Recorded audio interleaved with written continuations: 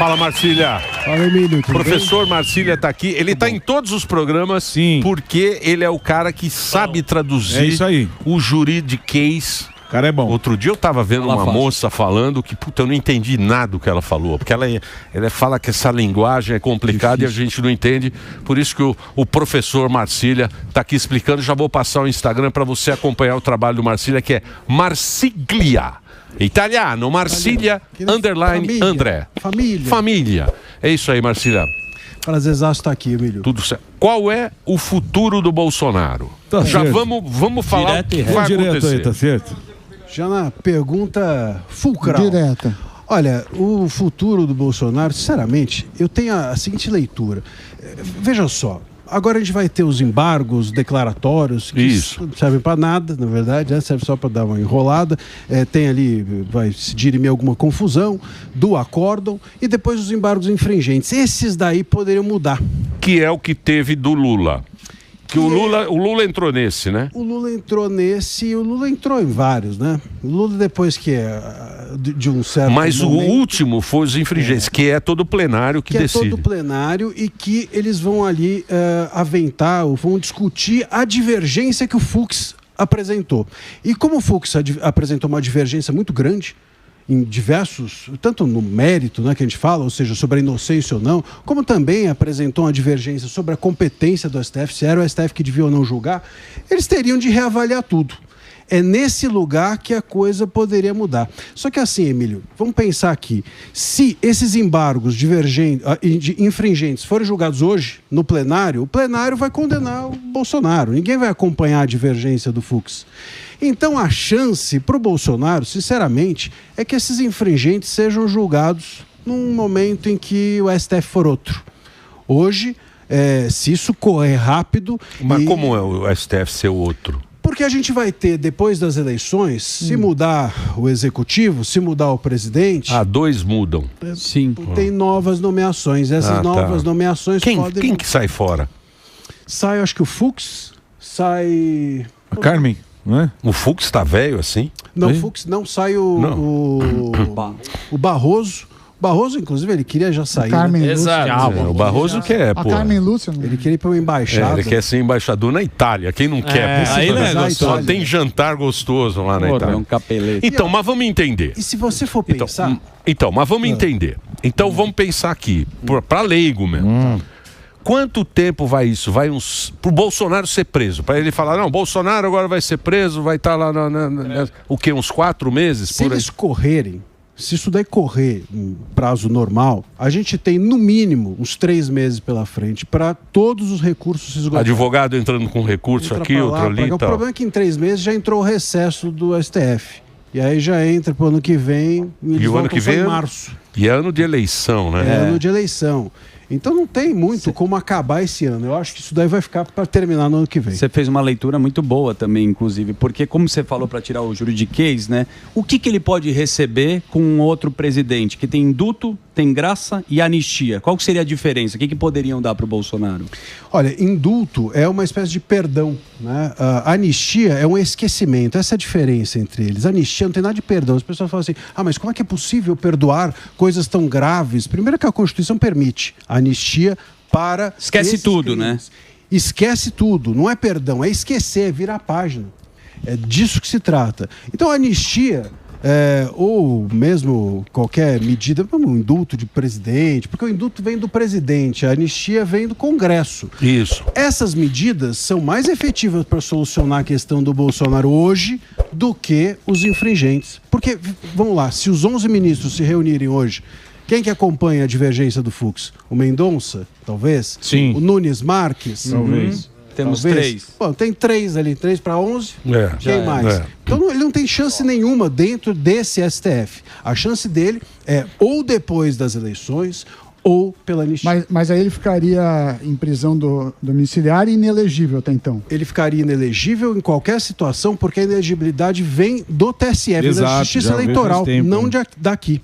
Então, a anistia também seria mais útil nesse sentido, porque, veja só, o que eles estariam anistiando? Anistiando o fato ter se politizado, o fato jurídico se politizar. No momento em que o Bolsonaro é condenado no STF por fazer live, que é isso? O que a PGR imputou, acusou o Bolsonaro é isso. Ele fez uma live, postou na internet e isso foi suficiente para enfraquecer o Estado. Essa é a porque não argumentação. tem como ligar o Bolsonaro com esse dia 8. Não tem. E não dá mesmo. Mas a acusação faz isso. Faz isso. Mas faz isso. É que tá. A diferença, eu sempre digo, a diferença de um roteirista de cinema para o procurador-geral da República é que ele tem que juntar os fatos por provas. Então, mas o roteirista pela imaginação. Mas eles mudaram o jogo. Não tem provas. Mas mudaram o jogo. Inclusive o juiz. Como assim? Mudaram o ano passado. Ah, sim. Pois é. Deram uma... Era de outra forma e fizeram... Isso daí, essas mudanças, e aí que é um problema também, né, Emílio? Aí muita gente fala assim, não, mas a jurisprudência do STF, mas que jurisprudência? A jurisprudência do STF é qualquer coisa hoje em dia. Certo. Né? É muito hesitante. O regimento interno do STF, mas o regimento interno, ele já dizia que a turma que devia julgar, mas o regimento interno vale mais que a Constituição. Então, assim, o regimento interno do STF, a jurisprudência, mudam a todo minuto. A gente precisa se apegar ao concreto. Tem algo concreto para se apegar? Não tem. Esse é o problema. Mas a juíza lá falou, os tempos agora são outros. Você viu que ela usou esse argumento para fazer o... Só que é o seguinte, Emílio... O tempo que a gente vive são outros tempos. Os tempos são outros, mas a Constituição é a mesma. Então, se os tempos são outros, eles vão lá, os ministros do STF que acham que os tempos são outros, renunciam, se candidatem ao Congresso e mudem a Constituição. Muda a lei, né? Mas não, enquanto juízes, pervertem a Constituição. Isso é que está errado. Mas... O texto literal da Constituição precisa ser respeitado. Doutor, eu fiquei com uma dúvida, assim, lendo, não consegui entender. É muito difícil uma pessoa comum entender, para mim é mais ainda. Quem que decide se vai para plenário? E você falou, seria melhor. Mas não é a defesa que escolhe, assim. É o próprio STF. Como que funciona esse processo? Então, plenário, o que faz ir para plenário? Quem que recolhe esse recurso? E... quem que decide a velocidade? Então vamos lá. Inicialmente, quem decidia o que ia para... Quem decide inicialmente no julgamento, no início do julgamento, se vai ser no plenário ou se vai ser na turma, é o STF. É o regimento interno e a jurisprudência do STF. Então, a jurisprudência, por exemplo, quando aconteceu o mensalão, determinou que o mensalão fosse julgado no plenário. No plenário. Né? Eram outros tempos. Aí mudam-se os tempos. Que foi para a turma. Que a turma são 5 só. Pois é, aí agora do Bolsonaro foram foi para a turma, por quê? Porque ali eles mudaram o regimento interno e a jurisprudência. É isso que não pode. Aí os ministros dizem assim, mas por que foi para a turma de 5 e não para o plenário de 11? Porque senão, se eles aprenderam com o mensalão, esse é o argumento deles, eles aprenderam com o mensalão que se casos complexos como esses fossem julgados pelos 11, trancava o STF e ele não conseguiu julgar outras coisas. Mas se não é importante você julgar um ex-presidente por golpe de Estado entre os 11, então para que serve os 11? Quer dizer, se o plenário não serve para você julgar um caso complexo como esse, então por que tem o plenário? Não faz sentido nenhum. Então é esse o problema. Agora, Marcília, mudando um pouco de assunto e indo para a política, né? Você vê, eu estava pensando outro dia em casa, quando o Lula foi preso. Quando o Lula foi preso, imediatamente se criou Lula livre. Em todo lugar você via Lula livre e tal. Os caras ficaram lá. Hashtag. O Bolsonaro, eu ouço um silêncio do Bolsonaro. Eu falo da parte política, politicamente falando, os políticos. Sim. Você não vê ninguém falando, não vê Bolsonaro livre, uma camiseta. Você lembra do Lula? Era anistia, anistia seria a palavra. Mas a anistia tá... anistia, vai, não vai, ficou na mão lá do Mota. O Mota, não sei se o Mota vai meter umas 3 bi lá, tal, tá meio quieto. Por que tá esse silêncio? O Sandy Júnior ainda gritou que não vai ter anistia agora. Por que tá falo mais do Sandy Júnior aqui. O Sandy Júnior que falou mais que do Sandy Júnior do que do... Porra, Sandy Júnior. O Sandy Júnior... Sandy Júnior tá pautando o Congresso. Agora eu respeito. Aliás, eu até fiz um comentário, falei assim, poxa vida, o Júnior ele precisou parar de cantar para ser ouvido. Né? Então ele estava cantando e ninguém ouvia. Muito bom. Agora, o que a gente tem, né, Emílio, a gente precisa entender o seguinte, o Bolsonaro, ele é visto de uma forma... Esse é o meu entendimento. O Bolsonaro ele é visto tanto pela elite de esquerda quanto pela elite de direita. E o STF dialoga com essas elites como algo a ser excluído. Né? Por quê? Porque no Bolsonaro, o bolsonarismo ele é sustentado por quem? Pelo povo. E é isso que, de alguma maneira, as elites não querem. Não querem que o povo lá, enfim, participe das decisões, que o povo tenha acesso à política. Me parece que está por trás desse tratamento do Bolsonaro e do bolsonarismo de uma forma diferente do que se fez com o petismo, à época, ou com a prisão do Lula, tem muito a ver com isso. O bolsonarismo é um movimento popular. E tudo aquilo que é movimento popular... Enfim, não interessa para as elites. É isso. A elite elites quer dominantes, né? As elites que conversam lá dentro. A elite quer que a gente fique no nosso lugar. Que a gente que não incomode. Bata a palma, mas não venha participar, sabe? É disso que se trata. E mesmo elites de direita. Sim. Eu escrevi até um artigo essa semana que era a direita que odeia a direita. Tem uma direita que está dentro das universidades, muito sofisticada e que gosta de falar francês. Moderados. Os moderados. Eu sou isentão, eu sou Brasil? não sei o quê. Pô, esse cara é um cara que odeia o bolsonarismo. Então existe um movimento nesse sentido. Mas isso é bom porque vai desnudando para a população e a gente vai sabendo quem é quem. Exato. À medida que o tempo vai passando, será? Né, Marcília? Não, você, claro.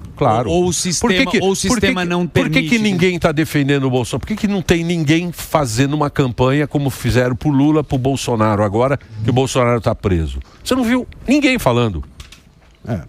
Acho que é o que ele...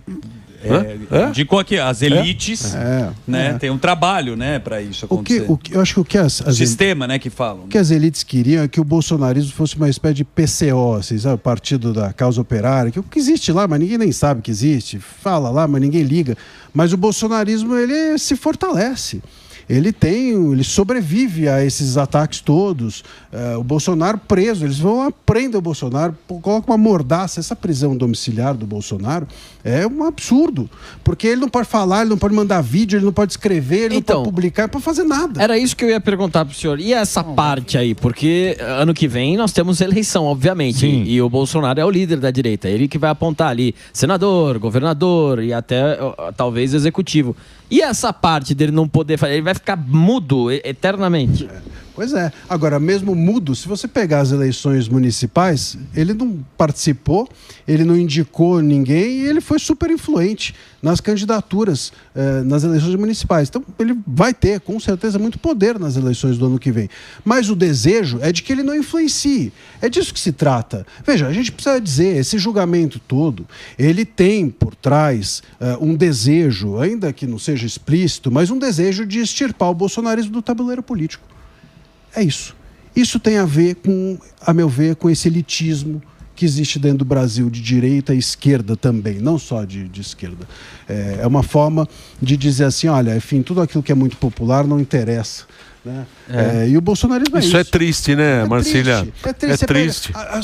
As críticas ao Bolsonaro, mas ele falou tal coisa durante a pandemia, às vezes nem é o que ele falou, ele comeu e o farelo caiu. Então você pode ver que sempre tem uma espécie de nojo estético em relação ao Bolsonaro. Né? E é curioso que muitas das pessoas, sobretudo de esquerda, que tem esse nojo estético, são as que acham uma maravilha, por exemplo, o Lula ter exatamente a mesma performance popular, vamos dizer.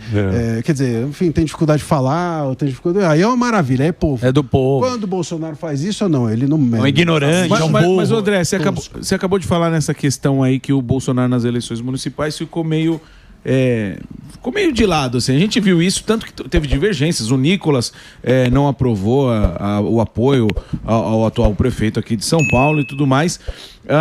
E a gente vê agora o Valdemar meio falando, dando ok a decisão do STF. Até o Tarcísio ia tentar articular uma anistia e a galera tá dizendo que talvez essa deu uma minada nessa tentativa de articulação do Tarcísio, ele falando que tem que respeitar o que o STF diz. Você acha que fica como essa relação Bolsonaro, partido, o Tarcísio? Porque a gente viu nas eleições municipais que foi meio a contragosto, assim, ele acabou apoiando o prefeito por conta do vice, né? Essa é uma relação que eu acho que está ainda amadurecendo, né? Não está claro exatamente, inclusive, como eles vão se posicionar politicamente, como que, enfim, a direita vai se arquitetar. O próprio Tarcísio agora, né, fez um gesto ao bolsonarismo durante as manifestações, já tomou um monte de pancada. Então, a situação dele é complicada. Se ele faz um gesto para o bolsonarismo, ele apanha do sistema. Se ele faz um gesto para o sistema, ele apanha aqui do bolsonarismo, ou da direita. Então, o que eu acho que o STF quer é exatamente alguém que seja uma ponte, que seja uma espécie de Temer, lembra do Temer? Sim, lembro. Uma espécie de Temer, né, que não vá nem para lá nem para cá e que faça com que ele... Que jogue o jogo. Jogue o jogo e mantenha o STF dentro insípido, incolor e inodoro. Bom, um presidente, né? Asséptico. Asséptico, exatamente. Esteticamente É isso que eles querem, porque para que tudo continue, para eles está muito bom. Sim. Mas a questão o Brasil, o Brasil tem um Brasil muito bom. Você sabe que tem um Brasil muito bom. A gente não conhece esse Brasil. Eles sabem, eles conhecem bem esse Brasil. Tá quieto, O que você acha que vai ser a questão do Bolsonaro com o partido? Porque o Bolsonaro, sim, é o líder da direita, mas o PL, a gente conhece o Valdemar da Costa Neto, e ele, essa sinalização que ele faz pro STF, é meio assim, o Bolsonaro já tá condenado, pulando. Então deixa eu ficar bonito com o meu partido, e porque pra mim, quando ele faz isso, ele meio dá uma rifada e joga o Bolsonaro de escanteio, você acha ou não?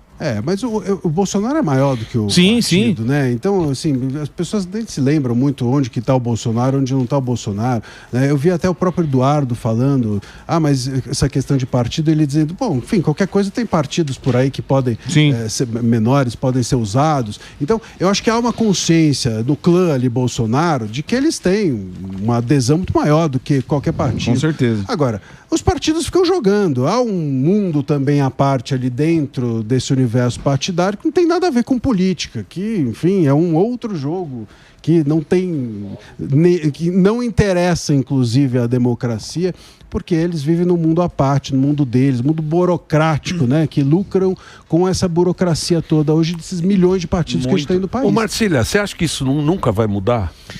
Acho que nunca vai mudar. Acho que nunca vai mudar. Porque é o interesse, né? É o interesse que a política ela se mantenha assim, né?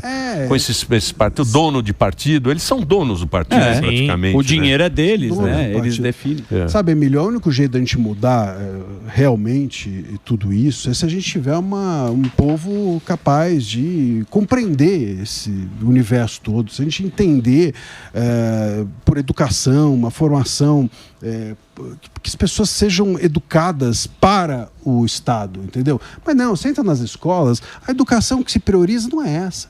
Ninguém discute isso daí dentro de uma escola, por exemplo, do ensino fundamental, ensino médio. As pessoas discutem política com o professor. Não, é um troço ideológico. Exato, né? Isso que eu ia falar, discutem, doutrinação, ideologia, né? Por aí vai. Eu tenho uma enteada que está no 8º ano, 9º ano, sei lá, uma coisa assim, que hoje tem mais ano do que na minha época, enfim.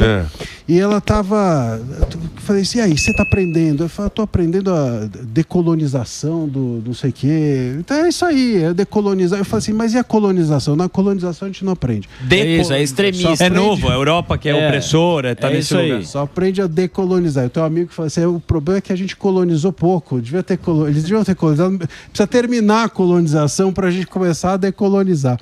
Pô, é esse tipo de coisa que se aprende, ou que se ensina, ou que se debate. As escolas nossas são péssimas, né? Eles estão num lugar assim, alheio a esse debate todo. Isso interessa as pessoas que esse debate não seja feito desde criança, que as escolas não tenham esse conteúdo, e as pessoas se mantêm alheias. Então, mas é o princípio deles, é burro e dependente. Burro e dependente. Burro, cada geração é mais burra. Sim. Daqui 10 anos, essa geração vai ser mais burra que essa que está hoje. Você está achando que a turma está burra? Vai emborrecer. Caramba. E dependente. Isso que a gente tem 92 milhões de dependentes, é isso que recebe? 92 milhões de brasileiros, que é pouco menos que a metade recebe algum tipo de auxílio. 92 milhões de brasileiros recebem auxílio. É o que o Lula falou, tem que ter mais pobre. É isso aí. Tem que ter mais pobre, mais gente, muita gente ganhando pouco, né? É o que eu digo, o comunismo ou o socialismo, o auge da igualdade, né, para eles é ninguém ganhando nada. Aliás, todos ganhando nada, né? Enfim, enquanto todo mundo... O auge da igualdade é esse. Quando ninguém tem nada, todo mundo tá igual. Isso aí.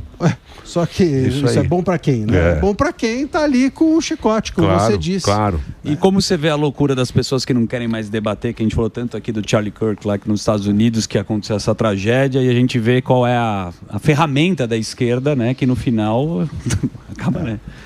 Como você visualiza isso? Pô, esse é um ponto interessante, né? A celebração da morte de alguém, as pessoas chegarem ao ponto de celebrar. Uma coisa, sabe, que tem me perguntado assim, isso não seria liberdade de expressão? Não seria liberdade de expressão poder comemorar a morte de alguém ou celebrar a morte? Eu digo o seguinte, para que serve a liberdade de expressão? Para promover o debate. Essa é a única função da liberdade de expressão. Né? Então, assim, se eu quero extinguir o outro, se o meu desejo é que o outro não exista, qual é o debate que é possível? Sem o outro, não tem debate. Então, a existência do debate pressupõe o outro. Se o meu desejo é que o outro deixe de existir, eu estou aqui no limite lógico da liberdade de expressão. Certo. Né? Ao querer promover a extinção do outro, comemorar a extinção do outro, ou chegar, no caso do assassino lá mesmo, a extinguir. Então, mas aí você tem que entender que o totalitarismo que existe na universidade. Porque o que os caras fizeram? Desde o Marcuse lá, ele falou o quê? Não, vamos tomar a universidade. Tomou a universidade, esses caras não entram aqui. Você não viu o que aconteceu com o advogado lá em Curitiba também? Sim. Você não entra. E esse cara fazia debate, aquele de ganhar. Ganhou. Sim. Facada, não sei o quê. Ele ganhava o debate. Corte rápido. Tramontina. Ele ganhava o debate, porque no debate não tem... para argumentar com a esquerda. Da esquerda, isso aí já é provado que não funciona. De debate. Sustenta, né? Não sustenta. Só que aí o que falava, se o cara entrar na universidade, cala ele. Sim. Como cala com o cancelamento. O cancelamento é para calar o outro, não é isso? É isso. Então, aí o cara foi lá e meteu bala no... Calar sim, né, meu? Então, mas é o totalitário. O pensamento vai para isso. O totalitário só vale o que eu penso. O que você não pensar, eu vou te calar. Isso que é o pensamento. E os caras usam, né? O jargão. Emílio, e é isso que é o extremismo. Então, assim, vamos chamar as coisas do nome que tem. Então a gente fala assim, não, mas os extremistas de direita, os extremistas de esquerda. Ultradireita. Não, né? Ultradireita, mega galáctica, não sei o quê. Isso é besteira. Veja só, extremismo é você impedir as ideias do outro. Isso é extremismo. Isso é extremismo. Mas eu tenho uma ideia que é extremista. Não, você não tem ideia extremista. Nenhuma ideia é extremista. Você pode ter uma ideia radical. Agora, o extremismo é você calar o outro. Porque enquanto eu tenho uma ideia radical e ela pode ser debatida, eu vou alimentar, eu posso flexibilizar a minha ideia radical. Isso é a base da democracia. Eu posso melhorar, é assim que se faz a democracia. É que nem bolo. O cara vai lá, põe muito recheio, e, enfim, você vai batendo, aquele recheio sai, aquele chocolate deixa de ficar tão forte, você põe açúcar no café, ele vai melhorando o gosto. Mesma coisa, se eu tenho uma ideia radical pelo debate, aquilo vai se aprimorando. Então, agora, o extremista é aquele que impede você debate os pontos. O debate das ideias, inclusive radicais. Então, E aí tem o extremismo que é de esquerda e não de direita. Porque a direita tem ideias, mas ela não impede o debate. Impedir o debate é que é extremista. Então, ela promove o debate. Esse cara ia na universidade promover o debate. Só que dentro da universidade existe... A universidade é tudo de esquerda. Sim. A gente vê. O menino aqui vai lá no coisa, ele toma porrada. Pavanato. O Pavanato. Sim. Que ele apanha. No mundo inteiro. Então. Lá é pró-Hamas, aquela história que a gente já conhece. Então, que é o pensamento da esquerda. Aí fala, esse cara vem aqui, ele vai ficar ganhando o debate dentro do nosso terreno, nós vamos perder, vamos perder o jogo. É isso aí. Esse é o pensamento, cara. Claro. O pensamento é esse. E eles começaram justamente por causa disso. Tanto o Ben Shapiro quanto o próprio Charlie Kirk, porque eles sabiam que na universidade esse pensamento era desse jeito. Eles iam para isso. É isso. E é um pouco... Veja, essas pessoas são as que estão achando que estão defendendo os direitos humanos, que estão defendendo um mundo melhor, que estão defendendo o amor, etc. Quer dizer, enfim, é preciso a gente esclarecer realmente para o público e para quem nos ouve onde que está o verdadeiro extremismo, onde que está a verdadeira defesa de ideias, o que é democracia. A gente perdeu, Emílio, totalmente a noção. Porque hoje qualquer um fala qualquer coisa. Ultra não sei o quê. Esses conceitos vão ser usados de qualquer maneira. A semântica perdeu o sentido. E a semântica é usada para ganhar o debate. Genocida. Fascista. Pessoa. O Marcília. É o doutor Marcília. Doutor Marcília. Não, o doutor Marcília é feio. Sabe tudo. Sabe que a gente não tocou no assunto, Emílio? Ele também manja pra cacete. INSS aí que a gente tá... Eu sei, mas agora... Então você volta. Você falou, você tem mais uma pergunta? Isso é uma desculpa pra você voltar. Porque a gente tem que falar. É uma desculpa pra você voltar. Não faz isso pra... Eu vou trazer um ponto que a gente estava falando de como soluciona. Eu disse que não tinha solução, porque eu gosto muito de ser pessimista. Ser pessimista é bom porque você sempre se dá bem, né? Você está no lucro. Nada vai te surpreender. Se estiver errado, você estava certo. É que nem você tomar vinho barato. Sim. O bom de tomar vinho barato é que ele pode te surpreender. Então você paga uma micharia no vinho e fala, nossa, esse vinho... Porra, achei que era uma merda. Quando tomar essa porcaria, você fala, não tem como você se frustrar. Exatamente. Você não pode, você já sabe que era barato. Sempre dá certo. Então esse é um pensamento que você deve ter. Seja sempre pessimista. Você sempre vai se dar bem. É isso aí. Não tem jeito de você estar errado. Não, maravilha.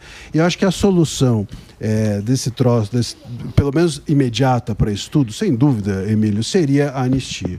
A gente tem que levantar a bola. Eu sempre digo, a anistia não é uma pauta da direita, a anistia é uma pauta do direito.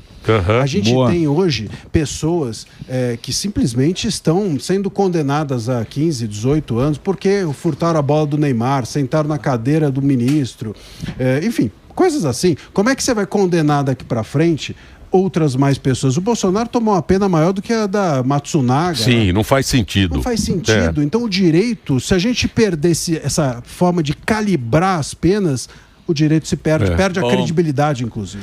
Tem uma, né? A moça do batom, ela tomou 14 anos, pro Bolsonaro tomar 27, né? Porque se ela tivesse com uma pena mais baixa, não podia dar essa diferença de... É o Brasil, gente. É tudo bem pensado. É que nem escola de samba, o cara que é jurado de escola de samba, vem a primeira escola de samba, já vai ele não pode dar nota 10. É 9... Senão todas as outras você perde o parâmetro, e a gente perdeu o parâmetro. Os juízes perderam o parâmetro na Suprema Corte. Sim. Queimaram a largada. É um momento complicado que a gente tá vendo. Marcília, obrigado, cara. Mais uma vez você veio aqui, deu um show. Eu vou passar o Instagram do André Marcília para você. É Marcília _André. Conversou aqui com a gente na programação da PAN. Eu tô com um canal também no YouTube.